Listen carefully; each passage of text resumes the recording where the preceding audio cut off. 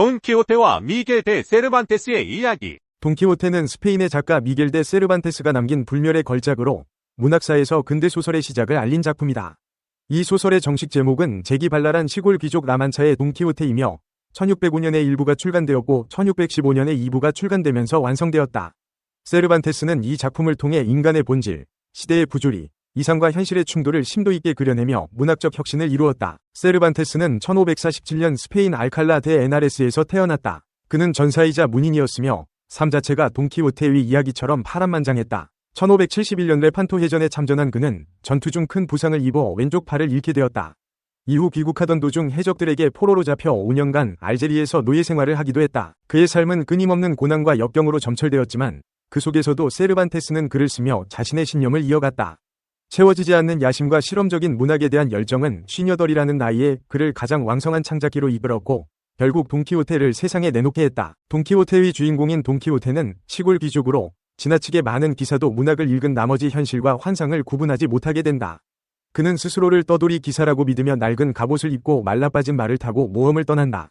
그의 모습은 어리석고 우스꽝스러워 보이지만 그 안에는 순수한 열정과 이상에 대한 믿음이 담겨있다. 돈키호테의 곁에는 그의 충직한 종자 산초 판사가 함께한다. 산초 판사는 현실적이고 소박한 농부로 돈키호테의 비현실적인 행동에 반대하면서도 끝내 그의 곁을 지킨다. 둘의 모험은 유머와 비극이 교차하며 인간의 다양한 면모를 그려낸다. 돈키호테는 바람개비를 거대한 괴물로 착각하고 싸우기도 하고 가난한 농부를 공주라고 믿으며 도움을 주려 한다. 그의 행동은 주변 사람들에게 조롱과 비웃음을 사지만 그가 추구하는 순수한 신념과 이상은 독자에게 깊은 울림을 준다. 돈키호테는 단순한 풍자소설이 아니다. 이 작품은 이상과 현실, 인간의 본질과 가치에 대한 깊은 철학적 성찰을 담고 있다. 돈키호테는 현실의 제약과 비웃음에도 불구하고 자신이 믿는 이상을 좇는다. 그의 모습은 비현실적이지만 그 안에서 우리는 꿈을 추구하는 인간의 본능과 고귀함을 발견하게 된다. 비록 돈키호테는 시대착오적이고 미숙한 인물로 보일지라도 그가 지키려는 신념과 용기는 인간의 존엄성을 상징한다. 세르반테스는 스페인 사회에 만연했던 낡은 가치관과 기사도 문화를 풍자하면서도 그 속에서 새로운 시대를 열어갈 인간의 모습을 그리고자 했다. 돈키호테는 현대소설의 출발점으로 평가받는다. 그 전까지의 문학이 영웅적이고 이상화된 세계를 그렸다면 세르반테스는 인간의 현실적이고 입체적인 모습을 그려냈다. 돈키호테는 세계 문학의 인물 중 가장 사랑받는 캐릭터 중 하나로 자리 잡았으며 그와 산초 판사의 여정은 이후 수많은 문학작품과 문화예술에 영감을 주었다. 유머와 비극에 조화하는 이 작품의 백미로 세르반테스는 웃음과 눈물 속에서 인간의 진솔한 모습을 담아냈다. 돈키호테는 우리에게 신념의 가치를 일깨운다. 세상이 아무리 비웃고 조롱하더라도 자신이 믿는 꿈과 이상을 향해 나아가는 모습은 현대인에게도 여전히 큰 울림을 준다. 또한 그의 이야기는 삶의 균형에 대해서도 말한다. 이상만을 좇는 삶도 현실에만 갇힌 삶도 불완전하다. 산초 판사와의 대비를 통해 세르반테스는 현실과 이상이 균형을 이룰 때 인간이 진정으로 자유로워질 수 있음을 보여준다. 노르웨이의 노벨연구소는 문학 사상 최고의 그리고 가장 중요한 100편의 작품을 발표했는데 그 중에서도 돈키호테를 최고 작품으로 꼽았다. 스페인 작가 미구엘 데 세르반테스는 전사이자 문인이었다. 돈키호테는 그가 쓴 소설 재기발랄한 시골 귀족 라만차의 돈키호테의 주인공이다. 그는 전쟁터에서 싸움하듯 글을 썼다. 하지만 너무나 낭만적이었던 그의 정신은 돈키호테가 자신이 죽은 후에도 불멸이 되리라고 상상하지 못했다. 세계 문학의 기준이 된 돈키호테에서 세르반테스는 실제로 경험한 파란만장한 모험들을 10분 활용하고 있다. 전쟁에 참가하여 왼쪽 팔을 잃었고 귀국 도중 해적의 포로가 되어 5년간 노예 생활을 하기도 했다. 채워지지 않는 야심과 소설 형식에 대한 지칠 줄 모르는 실험 의욕은 남은 생애가 12년도 채 안 되는 58살의 세르반테스에게 가장 왕성한 창작기를 열어주었다. 미구엘 데 세르반테스는 1547년 마드리드에서 30여 킬로미터 떨어진 작은 마을 알칼라 데 에나레스에서 태어났다. 외과의사인 아버지가 가정을 제대로 돌보지 않아 그의 가족은 빚쟁이를 피해 마드리드와 발라돌리드 사이를 오가며 자주 이사를 다녔다. 세르반테스의 어린 시절은 무척 궁핍했다. 세르반테스는 시스네로스 추기경이 설립한 대학에 다녔다. 그 학교에는 에라스무스의 추종자인 후안 로페스 데 오요스가 교장으로 있었다. 바로 이 시기에 세르반테스는 연극을 발견한다. 그는 정기적으로 로페 데루에다의 공연을 보러 갔고 문학에 대한 취미를 고양했다. 세르반테스는 22살의 스페인 국왕의 장례식에 참석한 교황청 특사 아콰비바 추기경을 따라 이탈리아로 건너갔다. 견문을 넓히고 일자리를 구하기 위해서였다.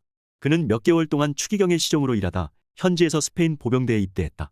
1570년 그는 병사로서 콜로나가 지휘하는 교황 군대에 소속되어 터키군과 싸웠다. 세르반테스는 동생 로드리고와 함께 중요한 전투에 여러 차례 참전했다. 형제는 스페인 연합 함대가 무적의 터키 함대와 격전을 벌인 역사적인 레판토 해전에도 참전했다. 세르반테스는 전투 중 여러 군데 부상을 입었다. 특히 3발의 총탄에 의해 왼쪽 팔을 평생 못 쓰는 신세가 되었다. 그로 인해 훗날 레판토의 외팔이라는 명예로운 별명을 얻기도 했다. 스페인 군대를 지휘하던 오스트리아의 돈후아는 1575년 집으로 돌아가고 싶어하는 미구엘과 로드리고 형제의 청을 받아들였다. 형제가 스페인으로 돌아가기 위해 마르세유에 다다랐을 무렵 알제리의 왕을 자처하는 해적들에게 납치당하는 사건이 일어났다. 두 사람은 이 사건으로 무려 5년 동안이나 감옥의 포로로 붙잡힌 신세가 되었다. 4번이나 탈옥을 시도했으나 모두 실패로 돌아갔고 결국 후안길에게 사면을 받아 자유의 몸이 되었다. 세르반테스는 고향 마드리드로 돌아와 카타리나 대 살라자르와 결혼했다. 그리고 글을 쓰기 시작했다. 처음 쓴 희곡들은 군대와 포로 생활에 대한 경험을 토대로 한 것이었다. 첫 소설 라 갈라테아는 1585년에 출간되어 상당한 성공을 안겨주었다. 2년 후인 1587년 세르반테스는 안달루시아로 떠났다. 안달루시아의 무적함대에서 그에게 보급 공출관 자리를 제안했기 때문이다. 나중에는 징세관 자리도 제안받았다. 이 기간에 그는 밀보리 구입건으로 교회와 싸워 파문당했고 감옥에도 여러 차례 투옥되었다. 특히 1597년과 1602년 두 차례에 걸쳐 세비야의 감옥에 투옥되었다. 하나는 세무공무원 시절의 회계 문제가 이유였지만 또 다른 투옥은 죄목이 밝혀지지 않았다. 어쨌든 세르반테스는 바로 이 시기에 돈키호테라는 인물을 구상했다. 동생 로드리고는 1600년에 플랑드르 지역에서 벌어진 딘 전투에서 전사했다. 누이들은 지나치게 자유분방한 행실 때문에 재판을 받아야 했다. 세르반테스는 쉬지 않고 글을 썼다. 드디어 그의 나이 58살이 되던 1605년 자신의 최고 걸작 라만차의 현명한 귀족 돈키호테를 출간했다. 이 장대한 이야기는 그의 이름을 후세에 남기는 계기가 되었다. 그 당시에는 매우 적은 독자들만이 이 책을 읽었지만 같은 제목의 연극이 크게 성공을 거둠으로써 책을 읽지 못하는 가난한 계층에까지 작품이 널리 퍼지게 되었다. 돈키호테는 기사문학에 심취한 시골 귀족으로 저 유명한 시동 산초 판사를 거느리고 방랑 기사를 자처한다. 그는 로시난테라는 말을 타고 가상의 적들을 찾아 스페인 곳곳을 헤맨다. 돈키호테는 자신의 꿈에 빠져 양떼를 적군으로 착각해 공격하는가 하면 풍차를 거인이라고 여겨 달려들기도 했다. 그는 몽상에서 허름한 여인숙은 마법에 걸린 성이며 시골 처녀는 구해주어야 할 아름다운 공주다. 심지어 그는 전혀 보지도 못한 둘신의 아델 토보소라는 아가씨에게 사랑과 정절을 맹세하기까지 한다. 두 주인공은 기행을 일삼으며 이곳저곳을 망쳐놓는다. 그들은 여행을 하면서 생생하게 그려지는 고위계층들을 만나는데 이 인물들이야말로 황금시대를 산 스페인의 사회적 초상들이라 해도 과언이 아니다. 돈키호테는 모든 사람들에게 빈정을 사지만 그러한 반응을 무시한 채 죽음을 무릅쓰고 완벽에 대한 탐색을 밀어붙인다. 그는 현실을 모르고 궁정식 사랑이라는 기사적 유토피아에 빠져 사는 이상주의자의 상징이 된다. 이 작품이 여러 나라 말로 꾸준히 번역되면서 스페인의 열광은 유럽 전체로 퍼져나갔다. 돈키호테는 신화가 되었고 저자 세르반테스도 유명해졌다. 작품이 얼마나 큰 성공을 거두었던지 이 시골 귀족의 모험을 다룬 해적판 속편들이 나돌 지경이었다. 세르반테스는 모범소설집 파르나소로의 여행과 그의 가장 뛰어난 희곡들인 라 누만치아 8편의 희곡과 8편의 막간극을 발표하면서 성공에 성공을 거듭했다. 하지만 개인적인 삶은 즐겁지 못했다. 절친한 이들이 세상을 떠나 외로움을 맛보고 있었다. 1615년 돈키호테 2부가 출간되었다. 그의 나이 74이었다. 세르반테스는 이 작품에서 주인공이 죽는 것으로 설정했다. 또 다른 후속작이 나오지 못하도록 하기 위해서였다. 세르반테스는 1616년 4월 23일 영광의 정점에서 세상을 떠났다. 향년 69. 우연히도 영국의 대문호 셰익스피어가 같은 날 타계했다. 돈키호테는 오랜 세월을 뛰어넘어 오늘날까지 남아있다. 연극과 영화로 각색된 횟수만도 셀 수가 없다. 그리고 오늘날에도 여전히 카스테아라만차 지역은 이 소설의 성공을 이용해 소설 속 몇몇 장면에 영감을 주었던 장소들을 관광지로 개발해 여행객들을 불러 모으고 있다. 이루지 못할 꿈을 꾸고 처부수지 못할 적과 싸우고 견디지 못할 슬픔을 견디고 용감한 사람도 가기 두려워하는 곳에 가고 순수하고 정결한 것을 사랑하고 잡을 수 없는 저 별을 잡으려고 손을 뻗는 것. 이것이 나의 여정이다. 아무리 희망이 없어 보여도 아무리 길이 멀어도 정의를 위해 싸우고 천상의 목표를 위해서는 지옥에 가는 것도 두려워하지 않고 이 영광의 여정에 충실해야 나 죽을 때 평화로우리. 그리고 이것 때문에 세상은 더 좋아지리. 돈키호테는 결코 단순한 익살이나 풍자소설이 아니다. 인류의 책이라고 불리기도 하고 진정한 인간을 그린 최고의 소설이라는 격찬을 받고 있다. 소설이 발표된 이후 돈키호테는 과대망상에 빠져 어이없는 소동을 일삼는 충동적 몽상가로 회자돼 왔다. 다른 한편으로는 꿈과 이상을 위해 행동을 아끼지 않는 불굴의 인간형으로 받아들여졌다. 그러면서 우스꽝스럽긴 하나 도저히 미워할 수 없는 한 번쯤은 그처럼 살아보고 싶게 만드는 매력을 가진 인물이 됐다.